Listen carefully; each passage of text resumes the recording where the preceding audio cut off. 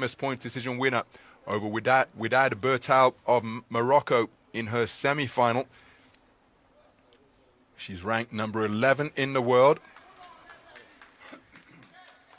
And her opponent in the blue corner is the tournament number 2 seed. And that is Khaloud Moulahi from Tunisia. Both of these boxers come in as reigning All Africa Games champions. This boxer won her All Africa Games title last year in Rabat, Morocco, up at 60 kilograms. She beat a Botswanan in the final as well. Here she's dropped down to 57 kilograms featherweight and facing off against a boxer who took All Africa Games gold at 57 kilograms in Rabat, Morocco last year. So 2 incredibly experienced and accomplished operators, both of them through to Tokyo 2020, of course. So this will be a morale-boosting performance, a championship performance, of course, because it may well have ramifications for the seeding going through to Tokyo 2020 later this summer. If you come in as a continental qualification champion, you may well get a more favorable seeding or positioning than if you come in as a continental silver medalist. Wow. So and there is the incentive to not pull out. That can make a huge difference, can't it, Ronald? Really?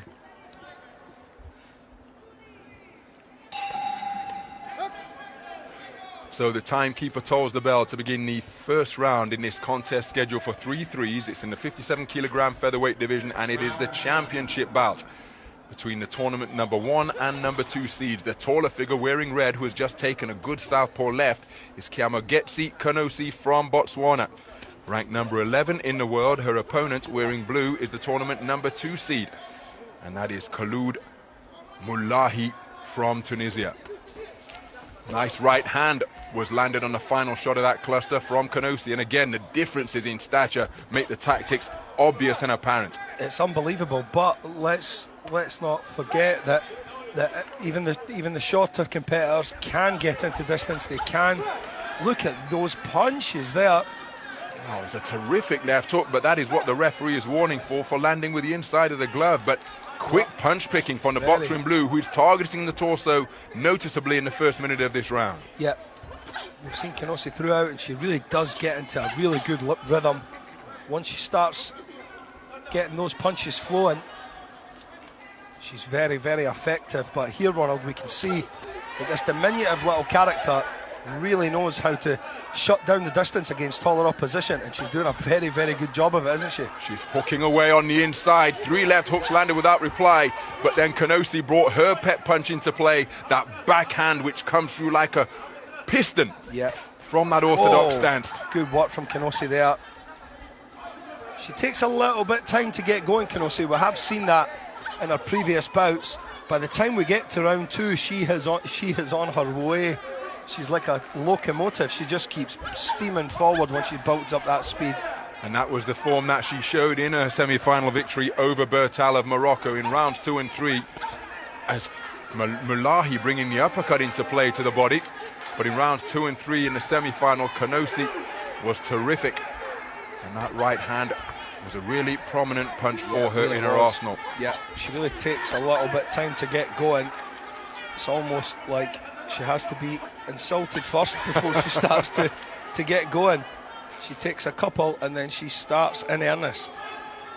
Well, she's landed some eye-catching single shots, is Moulahi, but on 2 occasions now she has been spoken to about landing with the inside of the glove, rendering the punch a slap, and we've seen officials here at Dakar 2020 take points away for that infringement. Yeah, we have, And we see Moulahi charging forward behind sharp, straight punches, basically forcing Kanosi all the way across the ring, just to try and get her feet within distance of punching range because of the height difference there. And she was walking forward while letting her hands go. She almost rolled her ankle as she got up onto her toes there. Let's hope that she's okay. Yeah, that looks sore.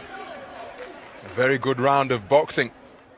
This woman starting very quickly indeed.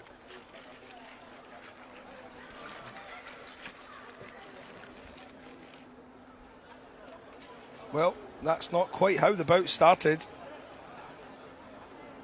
We've seen the diminutive little character from Tunisia forcing the pace right from the start and landing effective punches of all varieties, uppercuts, hooks, crosses.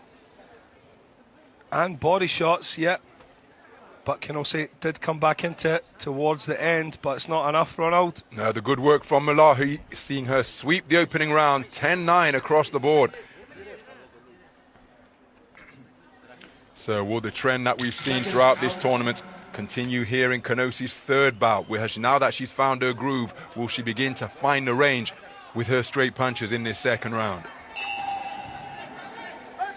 So into the second round then of the 57-kilogram featherweight final. Both of these boxers through to Tokyo 2020, and it's a bustling burst of activity to the body from the boxer in blue.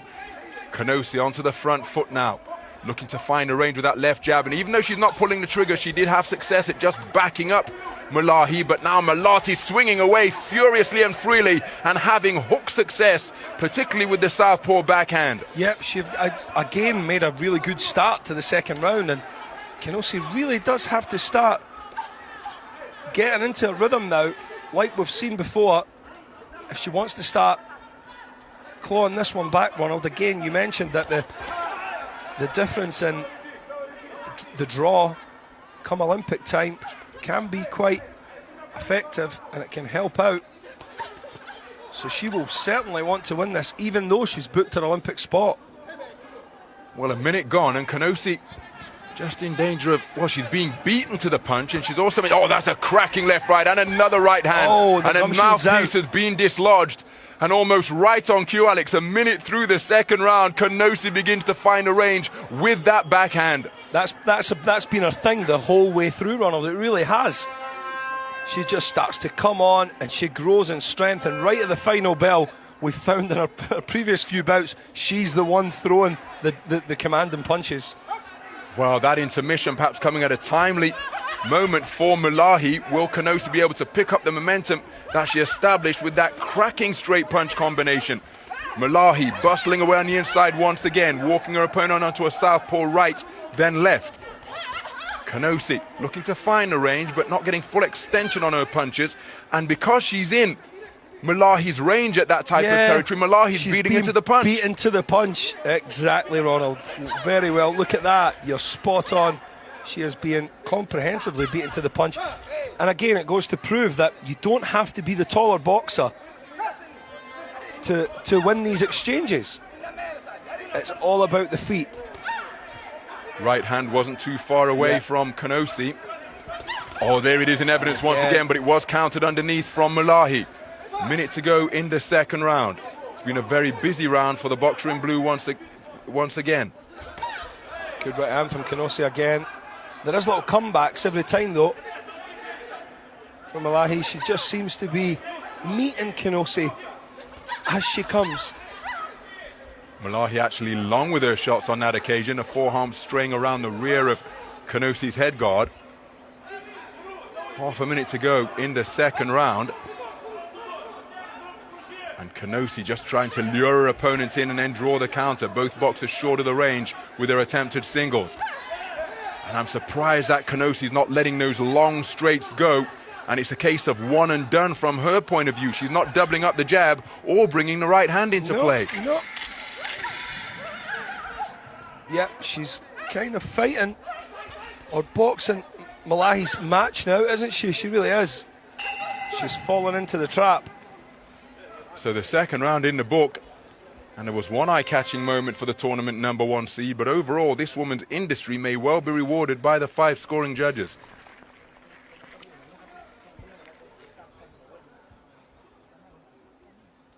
Yeah, we've seen a lot more success there from Kenosi in that round, certainly. But was it enough?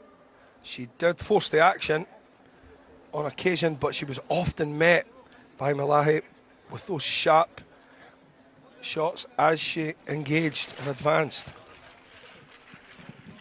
So it's another 10-9 sweep for the tournament number 2 seed. Malahi in a really commanding position now, and Kenosi needs to dominate this final round just to get back on terms. She's trailing 20-18 for all 5 judges.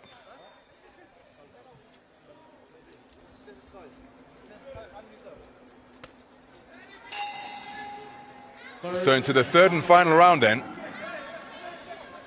And the boxer from Tunisia has swept the opening 2 rounds for all 5 scoring judges.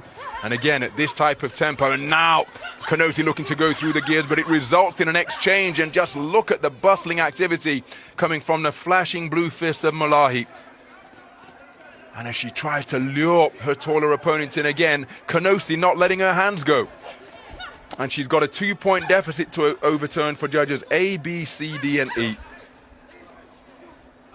So at this type of tempo and tenor, this is not going to get it done, short of producing a single shot finish for Kanosi. No. I think she's left it a little bit late now, Ronald. Minute gone, and remember, she needs a 10-8 round, which is a dominant round, just to get back to parity. But she's not been able to get her hands off with the frequency, accuracy, and regularity that we've seen in her previous contests. At all. Malahi now really taking a little break. And again, the clock is on her side. Yep, certainly is. She's not the one that has to press this match. She's just staying out of distance, just doing enough to remind Kanosi that she's there. But other than that, she's really not looking to force matters at all like she was in round 1 and 2. So the referee finally calling time to get that head guard adjusted, but before doing so, he spent about 10 seconds trying to fix it, which again plays into the hands of the boxer in blue. Of course. Again, she doesn't have to force or push anything here. She looks like she has it in the bag just now. Yep. Beyond the midpoint of the 3rd and final round. Now remember, the boxer in blue, Malahi, has been spoken to on several occasions about punching incorrectly with the inside part of the glove, and she was even spoken to by the official before the start of round number 3 about that infringement. So if she continues to persist with that illegal type of shot, a point may well come away, and we're at the juncture now where that is all. Kanosi's going to need something like that to come to her aid. Yeah, she certainly is. But there are precious little punches being thrown in this 3rd and final round because Malahi doesn't need to. No. She's nursing this one over the line. Sure is. And Kanosi, while she hasn't been able to close the distance and get after her opponent with the type of accurate, aggressive punch picking she's shown in the preliminary rounds. Yep, she's on her bike now, Malahi, and she's doing the right thing, to be fair to her. Staying out of distance. Tyson Kanosi in. Good counters as well.